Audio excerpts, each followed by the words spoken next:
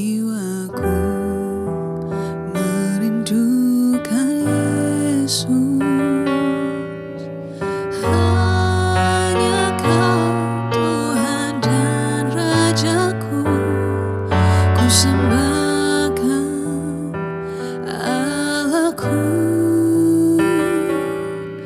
Ku rindu melayanimu, ku suka senangkanmu Yesus, hanya Kau kuat dan harapku, ku sembahkan selamanya, ku sembahkan Yesus, ku senap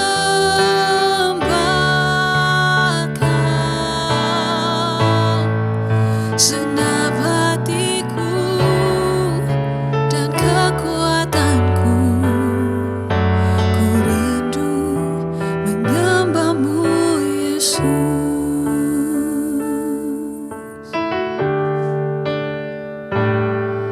Hatiku mau menyembahmu, jiwaku merindukan Yesus, hanya Kau Tuhan dan Rajaku, ku sembahkan Allahku. Ku rindu melayanimu,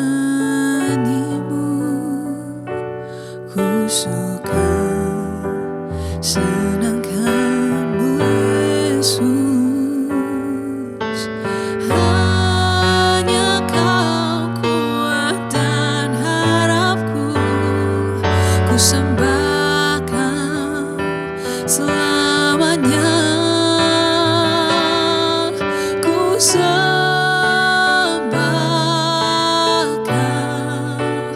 Yesus, ku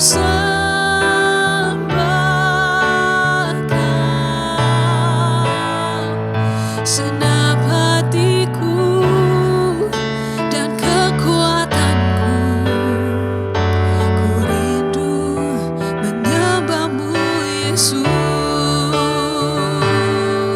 ku sembahkan Yesus, ku sembahkan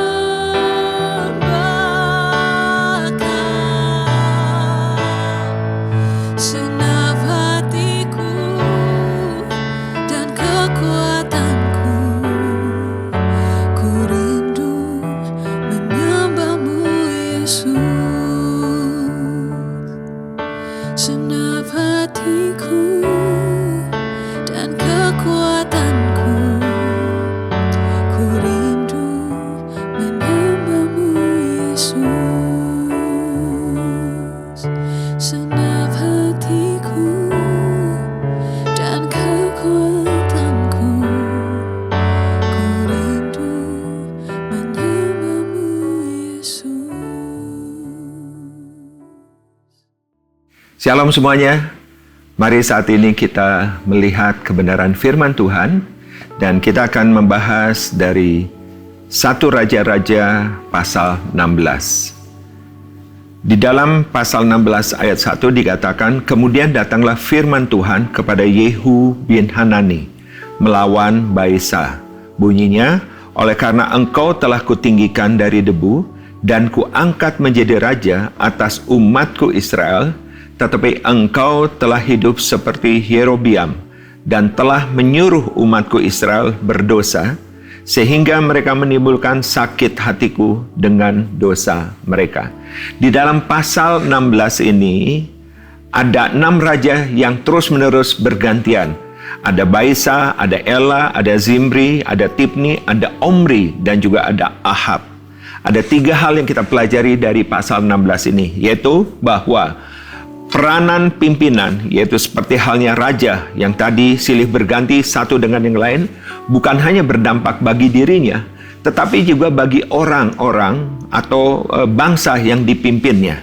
Seperti halnya yang ada di dalam pasal 16 ini.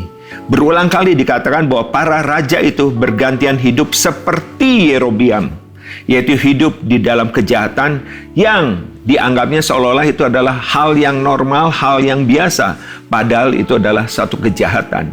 Dan penerus-penerusnya berkali-kali meniru apa yang sebenarnya salah dan ditiru terus-menerus. Nah, pastikan dalam kehidupan kita, kita tidak ikut-ikutan dengan sekeliling yang terjadi di dalam perjalanan kehidupan kita. Pilihlah, tetapkanlah kita mau ikut kebenaran siapa. Biarlah kebenaran Tuhan yang selalu kita ikuti di dalam hari-hari perjalanan kehidupan kita. Dan kedua, tiap raja waktu silih berganti tampaknya mempunyai keinginan sendiri, keinginan pribadinya, keinginan egonya untuk memenuhi apa yang diinginkan. Sehingga mereka selalu berusaha mencari cara dengan cara apapun yang menurutnya adalah benar, tetapi jauh dari kebenaran. Bahkan apa yang dilakukan adalah perbuatan dosa. Jadi pastikan waktu kita ingin melakukan sesuatu, mengingini sesuatu, biarlah kita melakukannya sesuai dengan apa yang firman Tuhan ajarkan di dalam perjalanan kehidupan kita.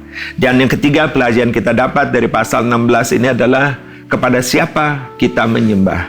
Dan biarlah kita memastikan kita hanya menyembah Tuhan Allah satu-satunya dan tidak ada yang lain. Sekalipun berbagai peristiwa terjadi, kita tetap hanya memilih pribadi Yesus Kristus Tuhan yang menjadi Raja, yang menjadi Tuhan, yang kita sembah di dalam perjalanan kehidupan kita, termasuk perjalanan kehidupan kita pada hari ini. Dan mari kita berdoa bersama. Bapa di surga, kami bersyukur Tuhan mengingatkan kami, kalau kami menjadi pemimpin di mana di dalam keluarga, di dalam perusahaan atau dimanapun, biar kami memberikan dampak yang benar, yang sesuai dengan kebenaran firman Tuhan. Dan kami mau memimpin dan mewarnai semua apa yang kami lakukan itu sesuai dengan kebenaran firman Tuhan, sesuai dengan rancangan Tuhan di dalam kehidupan kami. Dan biarlah hidup kami juga merupakan hidup yang menyembah kepada Tuhan.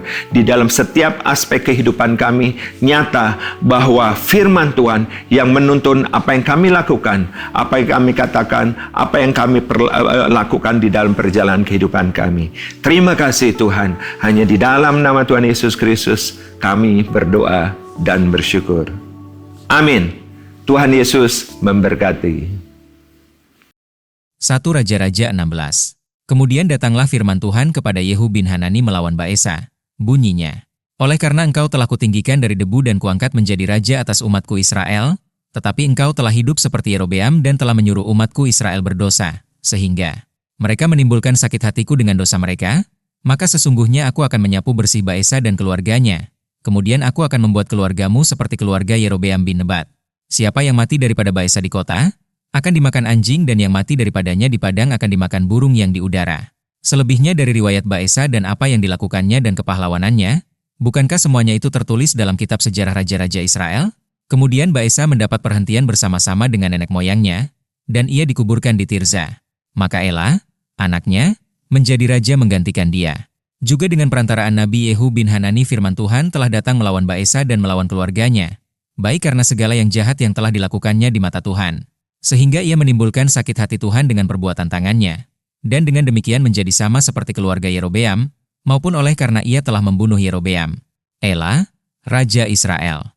Dalam tahun ke-26 zaman Asa, Raja Yehuda, Ela, anak Baesa, menjadi raja atas Israel di Tirza. Ia memerintah 2 tahun lamanya. Zimri, pegawainya yang menjadi panglima atas setengah dari pasukan kereta, mengadakan persepakatan melawan dia. Ketika ia minum-minum sampai mabuk di Tirza, di rumah Arza yang menjadi kepala istana di Tirza, datanglah Zimri, lalu membunuh dia dalam tahun ke-27 zaman Asa, Raja Yehuda, dan ia menjadi raja menggantikan dia. Pada waktu ia menjadi raja itu, segera sesudah ia duduk di atas tahtanya, ia membunuh seluruh keluarga Baesa. Tidak ada seorang laki-laki pun daripadanya yang ditinggalkannya hidup, juga kaumnya dan teman-temannya. Demikianlah Zimri memunahkan seluruh keluarga Baesa, sesuai dengan firman Tuhan yang diucapkannya kepada Baesa dengan perantaraan Nabi Yehu, oleh karena segala dosa yang telah dilakukan Baesa dan Ela, anaknya, yang mengakibatkan orang Israel berdosa pula. sehingga mereka menimbulkan sakit hati Tuhan, Allah Israel, dengan dewa-dewa kesia-siaan mereka. Selebihnya dari riwayat Ela dan segala yang dilakukannya, bukankah semuanya itu tertulis dalam kitab sejarah Raja-Raja Israel? Zimri, Raja Israel. Dalam tahun ke-27 zaman Asa, Raja Yehuda, Zimri menjadi raja. Ia memerintah 7 hari lamanya di Tirza, sedang rakyat berkemah mengepung Gibeton yang termasuk wilayah orang Filistin. Setelah rakyat yang berkemah itu mendengar orang mengatakan, Zimri telah mengadakan persepakatan, dan ia pun telah membunuh raja, maka pada hari itu juga, di tempat perkemahan, seluruh Israel menobatkan Omri, panglima tentara, menjadi raja atas Israel. Kemudian Omri dengan seluruh Israel maju dari Gibeton, dan mereka mengepung Tirza. Segera sesudah Zimri melihat bahwa kota itu telah direbut, masuklah ia ke dalam puri istana raja, lalu membakar istana raja itu sedang ia sendiri ada di dalamnya, dan ia mati, oleh karena dosa-dosa yang telah dilakukannya dengan melakukan apa yang jahat di mata Tuhan serta hidup menurut tingkah laku Yerobeam dan menurut dosa Yerobeam yang mengakibatkan orang Israel berdosa pula. Selebihnya dari riwayat Zimri dan persepakatan yang diadakannya, bukankah semuanya itu tertulis dalam kitab sejarah Raja-Raja Israel? Omri, Raja Israel. Pada waktu itu bangsa Israel terbagi 2. Sebagian dari bangsa itu mengikuti Tibni bin Ginat dan bermaksud mengangkat dia menjadi raja, dan sebagian lagi mengikuti Omri. Tetapi rakyat yang mengikuti Omri lebih kuat daripada rakyat yang mengikuti Tibni bin Ginat. Sesudah Tibni mati, maka Omri menjadi raja. Dalam tahun ke-31 zaman Asa, Raja Yehuda, Omri menjadi raja atas Israel dan ia memerintah 12 tahun lamanya. Di Tirza ia memerintah 6 tahun lamanya. Kemudian ia membeli gunung Samaria daripada Semer dengan 2 talenta perak. Ia mendirikan suatu kota di gunung itu dan menamainya Samaria, menurut nama Semer, pemilik gunung itu.